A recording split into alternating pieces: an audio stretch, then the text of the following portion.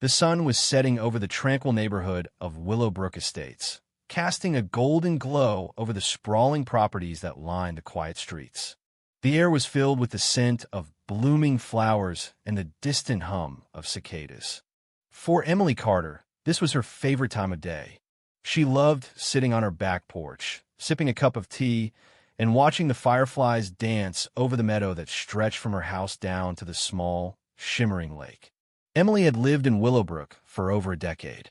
Her property was her sanctuary, a place where she had poured her heart and soul into creating a personal paradise.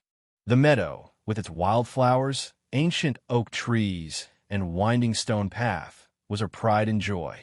She had spent countless weekends tending to the garden, planting flowers, and building the stone path by hand. It was her escape from the chaos of the world, a place where she could find peace and solitude. But that peace was about to be shattered. It started with a line of cars turning into her private driveway. At first, Emily thought they had made a wrong turn. But as she watched, her stomach dropped. One by one, cars began to park on her meadow, crushing the delicate wildflowers and Leah VY-ing tire tracks in the soft grass. She counted at least 20 vehicles, with more RE-VY-ing by the minute. Emily hurried inside, her heart pounding. She dropped her groceries on the counter and marched straight to her neighbor's house. The Martinez mansion was impossible to miss, with its towering gates and manicured lawns. Tonight, it was decorated with pink balloons and a giant Sweet 16 banner. Music blared from expensive speakers, and teenagers in fancy clothes milled around the entrance. Eleanor Martinez, the queen bee of Willowbrook Estates, spotted Emily before she could ring the doorbell. Eleanor was dressed in a designer gown, her perfect smile never quite reaching her eyes. "Emily, how lovely to see you," Eleanor said, blocking Emily's path to the door. "Enjoying the beautiful evening?" Emily tried to keep her voice level. "Eleanor, why are there dozens of cars parked on my property?" Eleanor's smile didn't waver. "Oh, we're HOA-ing Sophia's Sweet 16 today. Didn't you get the HOA notice?" "What notice?" Emily asked, her anger building. Eleanor dug through her purse and pulled out a wrinkled piece of paper. "The HOA granted us temporary easement for overflow parking. President Marlowe approved it this morning. See," she pointed to a hasty signature at the bottom. Emily scanned the document, her anger boiling over. "I never agreed to this. Nobody contacted me." "Well, the board voted. There's nothing you can do until tomorrow," Eleanor said with a dismissive wave of her hand. As if on cue, a Porsche Cayenne drove over Emily's flower bed, crushing the black-eyed Susans she had planted last spring. "Those cars need to be moved now," Emily insisted, her voice firm. Eleanor's friendly mask slipped for a second. "Look, all the important families in Willowbrook are here. Judge Wilson's son, Dr. Patel's daughters, even Mayor Collins dropped off his twins. You really want to make a scene?" A group of parents glanced their way, champagne glasses in hand. "This wasn't authorized by me," Emily said firmly. "And that document doesn't specify which parts of my property they can use." Eleanor's eyes narrowed. "Don't be difficult, Emily. It's just for a few hours." With that, Eleanor turned away, calling out to new arrivals and effectively dismissing Emily. By sunset, 57 vehicles had trampled Emily's land. She counted each one, taking photos of license plates and documenting the damage. Tire tracks cut through her carefully tended grass. Someone had knocked over the stone birdbath near her oak tree, and a teenager was sitting on her private dock, dangling his feet in the water while texting. The music and laughter drifted across the lake until well past midnight, while Emily sat in her darkened Lee VY-ing room, researching HOA bylaws on her laptop. What she discovered made her hands shake with outrage. The easement required written permission from the property owner. The document Eleanor had waved in her face was incomplete and possibly fraudulent. And most importantly, Emily found a clause that would become the cornerstone of her response. Sunday morning brought quiet and the departure of most vehicles, but 7 cars remained parked haphazardly across Emily's meadow. Their owners had apparently enjoyed the party too much to drive home. Emily watched from her window as Eleanor emerged from her house in a silk robe, coffee cup in hand. She surveyed the aftermath with satisfaction, never once looking toward the destruction of Emily's property. That's when Emily knew this wasn't just about one party. This was about power and entitlement.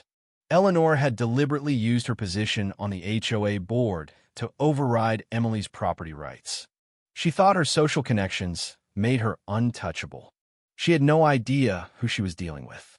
Monday dawned with grim determination as Emily picked up her phone and dialed HOA President Marlowe's number. Her meadow still hosted 7 vehicles whose owners hadn't bothered to return. Through her kitchen window, she could see tire tracks cutting through her grass and empty champagne bottles floating in her koi pond. "Marlowe, you can explain why you approved parking on my property without my consent," Emily said coldly. There was a pause on the other end of the line. "Eleanor said you'd verbally agreed, but we're out of town to sign the paperwork." "That's completely false," Emily replied, watching a cardinal try to return to its nest in a trampled bush. "I never agreed to anything." "Well, There must have been some miscommunication," Marlowe stammered. "I'll look into it right away. While you're looking, you should know there are still 7 cars abandoned on my land," Emily added, "and significant damage to my landscaping." "I'm sure Eleanor will make it right," Marlowe said quickly. "She's a valued board member, you know, very generous with her time and contributions." That last word caught Emily's attention. "Contributions? To the community, of course," Marlowe said. "Just last month, she donated $10,000 to the landscaping fund." The pieces clicked into place. Eleanor's generosity had bought her influence. The timing was no coincidence. "I'll expect a full accounting of this situation by the end of the day," Emily said firmly before hanging up. Her next call was to a lawyer friend who specialized in property disputes. After explaining the situation, her friend gave her welcome news. "They've overstepped, Emily. The HOA can't grant access to your private property without explicit consent, especially not for a private event. Document everything and send me those photos." By noon, Emily had created a detailed report of the damages: crushed plants, tire ruts in the lawn, trampled flower beds, oil stains on her path, and trash scattered across the meadow. Her estimate for repairs came to overdue $3,000. But it was while reviewing the HOA covenants that Emily found her opportunity. Section 7.4 stated clearly, "Unauthorized vehicles remaining on private property for over 24 hours may be managed at the owner's discretion following documented notification." Emily printed 7 official notices, each in a bright orange envelope, and placed one on each windshield. "Notice, this vehicle is unlawfully parked on private property. If not removed by 5 p.m. Wednesday, it will be considered abandoned and subject to removal at the owner's expense." Then she made 3 important phone calls, one to a towing company, one to a friend who ran auctions, and one to rent portable fencing. By Tuesday afternoon, word had spread through Willowbrook Estates. Emily was weeding what remained of her flower bed when Eleanor stormed across her lawn toward her, designer heels sinking into the soft ground with each angry step. "Remove those ridiculous notices immediately," Eleanor demanded, her face flushed with anger. "That blue Porsche belongs to my daughter's boyfriend, and the others belong to board members' children." Emily straightened up slowly, garden gloves covered in soil. "The notices clearly state vehicles must be removed by 5 p.m. tomorrow. I'm simply following HOA protocol, documentation, and notification. This is completely unreasonable." Eleanor's voice rose, attracting attention from another neighbor walking his dog. "It was just a party," Eleanor said, trying to sound reasonable. "A party I never authorized on my property," Emily corrected her. "Your guest caused thousands in damages." Eleanor's expression shifted to one of calculated reasonableness. "I'm sure we can work something out. The HOA maintenance fund could cover any minor repairs." "The damages aren't minor," Emily replied, "and I've already documented everything for insurance purposes." "Insurance?"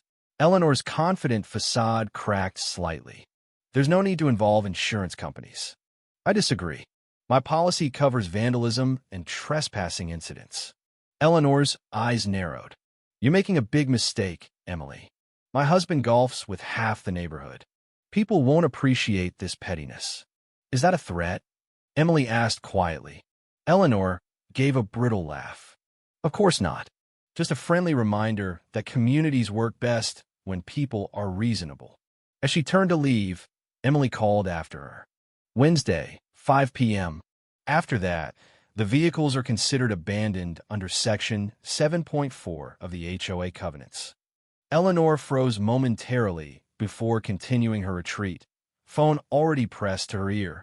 Wednesday morning arrived with heavy fog rolling off the lake, shrouding Emily's property in ghostly white.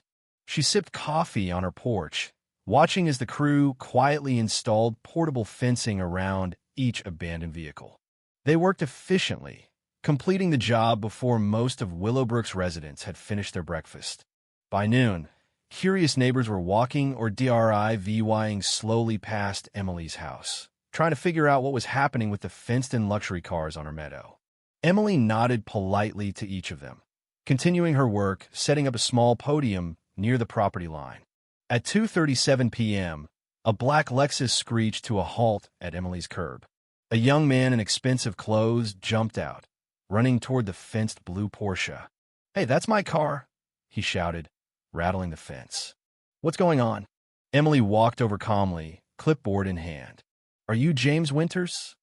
"Yeah," he said, confusion replacing anger. "How did you know?"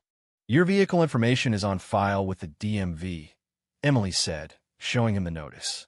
"This car has been parked illegally on private property for over 96 hours.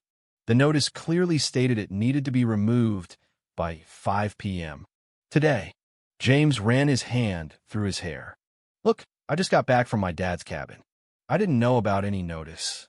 Perhaps you should have considered the consequences before abandoning your vehicle on someone else's property after an unauthorized party," Emily suggested mildly. "So unlock the fence, and I'll move it right now," he said, reaching for his keys. Emily checked her watch. "I'm afraid that's not possible until after 5 p.m. "What? Why?" His face reddened. "That makes no sense. The legal notification period ends at 5 p.m. Until then, everything stays as is."